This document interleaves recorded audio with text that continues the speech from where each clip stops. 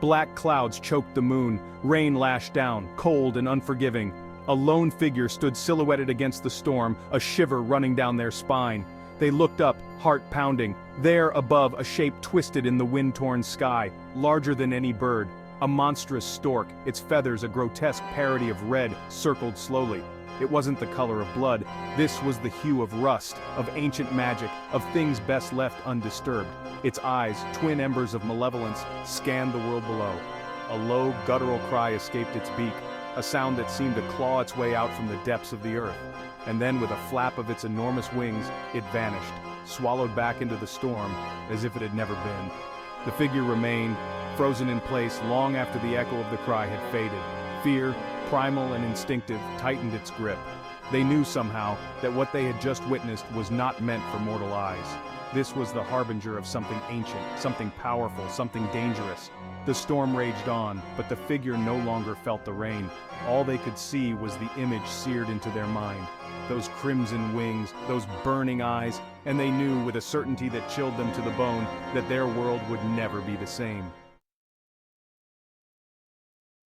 Old wives' tales spoke of children with hair like spun sunshine, touched by the fairies. But beneath the surface of these seemingly innocent tales lurked something darker. Whispers spoke of a different kind of magic, a magic born of blood and earth. A magic that clung to those touched by the red stork, those with hair like flames, eyes like emeralds, and skin kissed by the sun. They were different, set apart. From the moment they entered the world, they carried an aura of otherness. Some saw it as a blessing, others as a curse.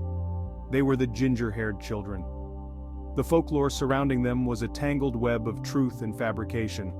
Some stories spoke of their connection to leprechauns, those mischievous creatures of Irish lore, known for their trickery and their guardianship of hidden treasures. Others whispered of a darker purpose, a secret mission entrusted to them by forces beyond human comprehension.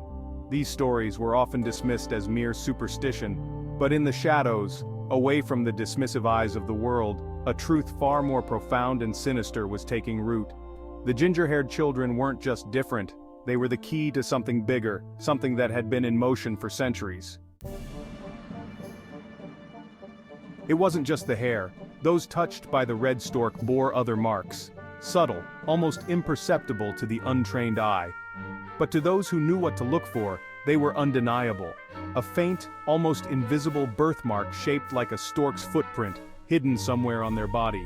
A glint in their eyes when they spoke of ancient lore. A flicker of something old and knowing. An uncanny ability to find their way, as if guided by unseen forces.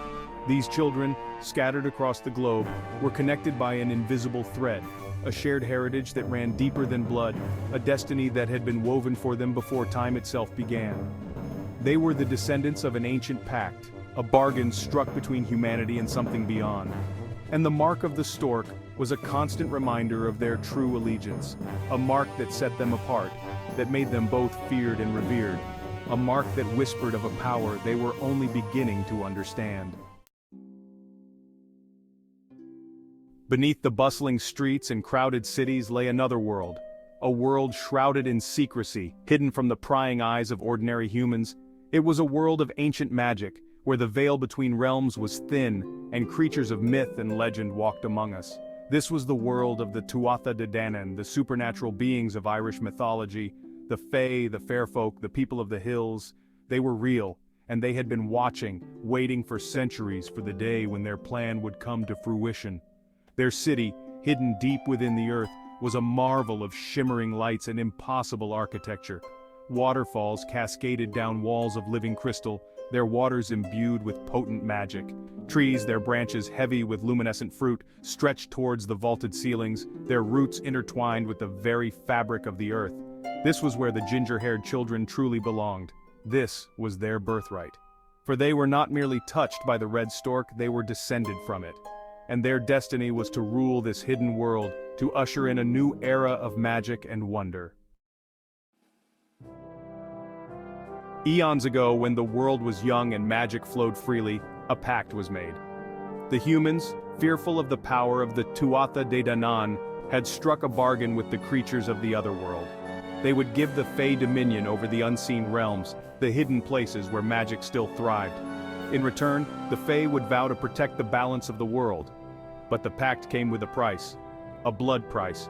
To ensure the Fae's loyalty, a child of both worlds would be born to every generation. A child with hair like fire and eyes like emeralds. A child who would serve as a bridge between the two realms, a living reminder of the agreement that bound them.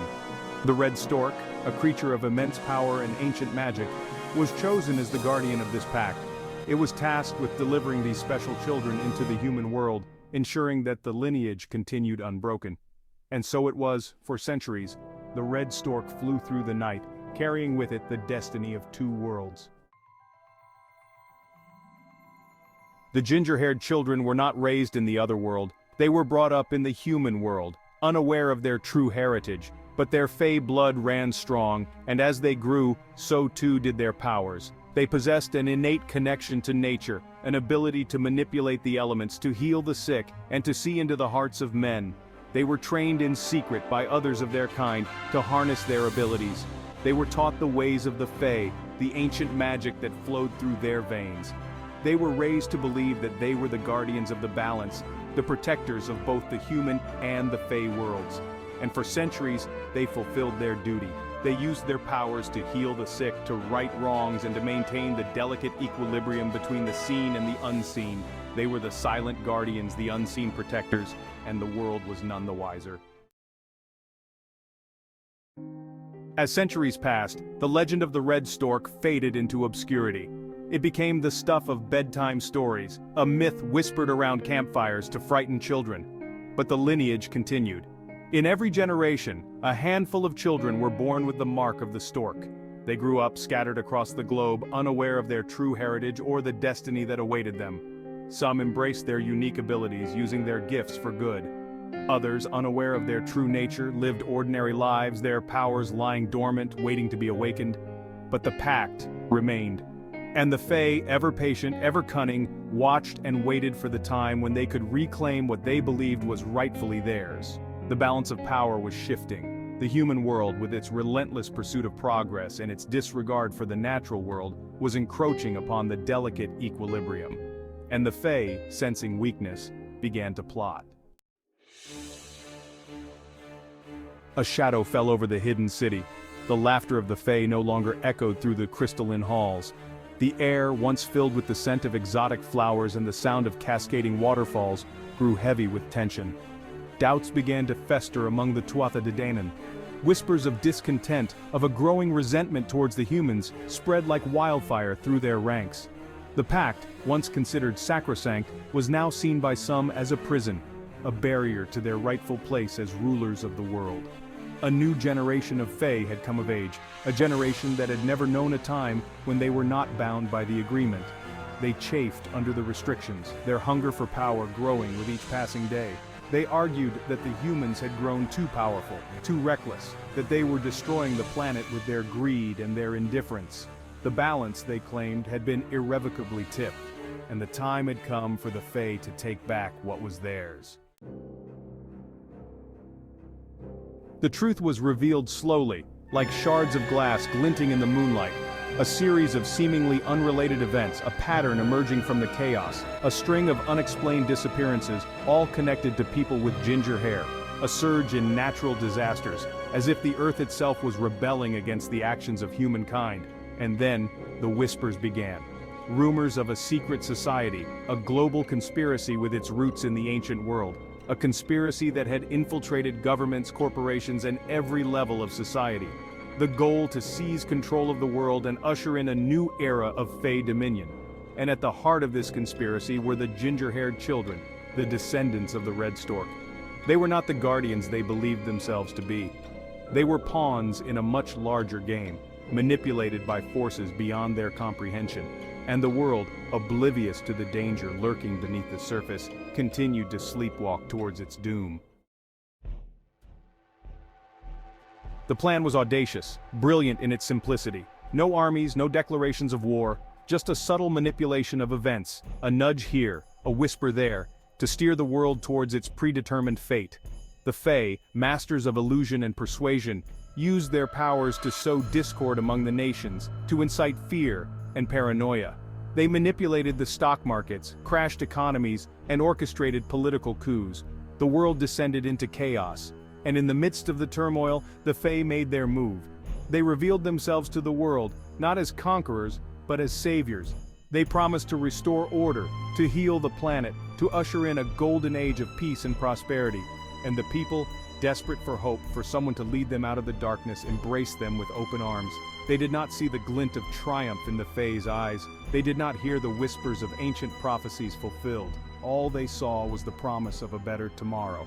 And so the world fell, not with a bang, but with a sigh of relief. The reign of the Fae began subtly, a shift in the balance of power, a subtle reshaping of the world in their image. The skies, once blue, now shimmered with an otherworldly luminescence. Trees sprouted blossoms of unearthly beauty, their petals tinged with an eerie, unnatural glow. The air itself vibrated with magic, intoxicating and dangerous. The ginger-haired children, their true purpose revealed, were hailed as heroes, as prophets of the new world order. They were the face of the Fae's dominion, their human lineage a potent symbol of the merging of the two realms. But beneath the surface of this idyllic facade, a darker truth festered. The Fae, for all their promises of peace and prosperity, were not benevolent rulers. They were creatures of power, their desires as ancient and as unyielding as the earth itself. And the humans, once masters of their own destiny, were now subjects in a kingdom not of their making. The world had been painted red, the color of the stork, the color of magic, the color of blood. And as the sun set on this new world, casting long shadows across the land, a single question lingered in the air. What fate awaited those who dared to defy the children of the Crimson Wings?